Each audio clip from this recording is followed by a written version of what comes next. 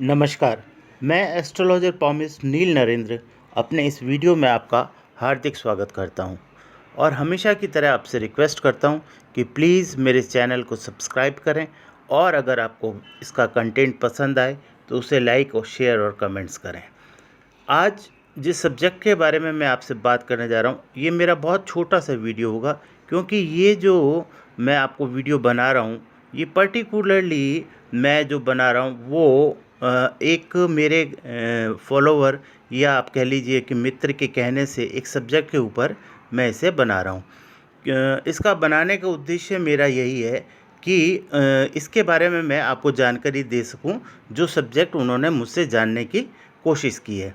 तो आज मैं आपको बताऊंगा कि कई बार आपने ये सुना होगा कि कुछ व्यक्ति बहुत ही ज्ञानी स्वभाव के होते हैं, ज्ञानी होते हैं, शास्त्रों के ज्ञाता होते हैं और धार्मिकता को प्रदर्शित करते हैं। उनके व्यवहार में भी धार्मिकता दिखती है, कुछ स्पिरिचुअलिटी को भी वो शो करते हैं, या ऐसा महसूस होता है आपको कि ये स्पिरिचुअल पर्सन है।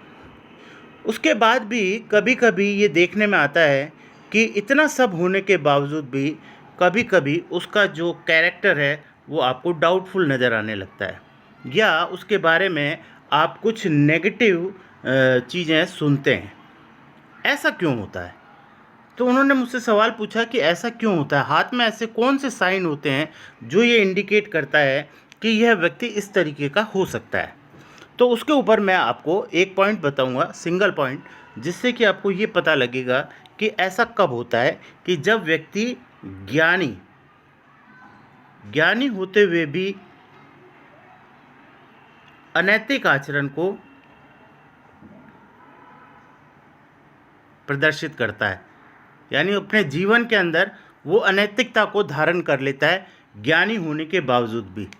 अब यह शब्द तो वैसे तार्किक नहीं है आपस में कि ज्ञानी और अनैतिकता का आपस में कोई संबंध बनता नहीं है, लेकिन फिर भी इस सामाजिक यानी इस लौकिक दुनिया में ऐसा देखने को मिलता है कि व्यक्ति ज्ञान को का प्रदर्शन करते हुए भी अनैतिकता के आचरण को कई बार प्रदर्शित कर देता है।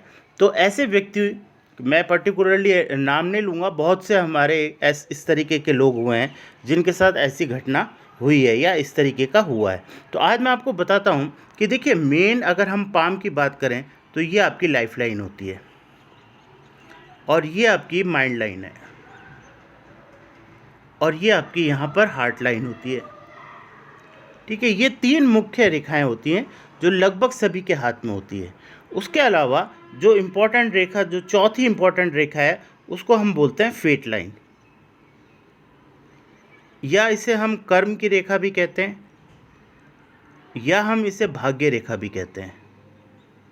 अलग अलग नामों से इसे बुलाया गया है। फेट लाइन, कर्म रेखा, भाग्य रेखा, यह रेखा उसे बोलते हैं जो रेखा, आपको मैं बताता हूँ कि इस रेखा का ये आपका सैटर्न माउंट होता है, यानी शनि का पर्वत, इसे हम बोलते हैं सैटर्न माउंट। शनि के पर्वत पर अगर कोई रेखा आपकी, जैसे ये लाइफ लाइन है, इस लाइफ लाइन से चल करके पहुँचे, या इस मून माउंट, ये आपका मून माउंट है, यहाँ से निकल करके यहाँ पर पहुँचे, इन सभी रेखाओं को हम फेट लाइन बोलते हैं।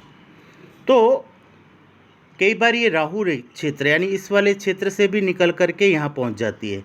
इस तरीके से ये अलग अलग माउंट से निकल करके और अलग अलग स्थानों से निकल करके उसका जो टारगेट होता है वो ये सैटर्न माउंट होता है। उस रेखा को हम फेट लाइन बोलते हैं। अगर फेट लाइन के ऊपर, मान लीजिए ये आपकी फेट लाइन है, इस फेट लाइन के ऊपर इस तरीके से एक आकृति बन जाए, यानी एग्जैक्टली मैं अगर आपको अलग से बताऊं तो इस तरीके से वो बनती है, इस तरीके से।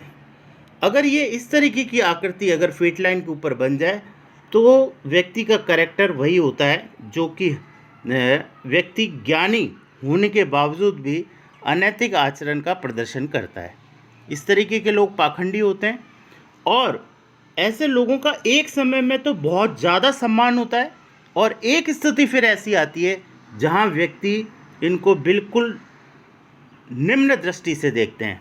तो ऐसी स्थिति कब बनती है? जब इस तरीके का साइन आपके हाथ में फेट लाइन के ऊपर क्रिएट हो जाता है, तो ये स्थिति बनती है। तो आज मैंने आपको बताया, अगर ये कंटेंट आपको पसंद आया हो तो इसे लाइक, शेयर और कमेंट्स करें, और मेरे चैनल को अगर आपने सब्सक्राइब नहीं किया है तो प्लीज़ सब्सक्राइब करें। Thank you very much.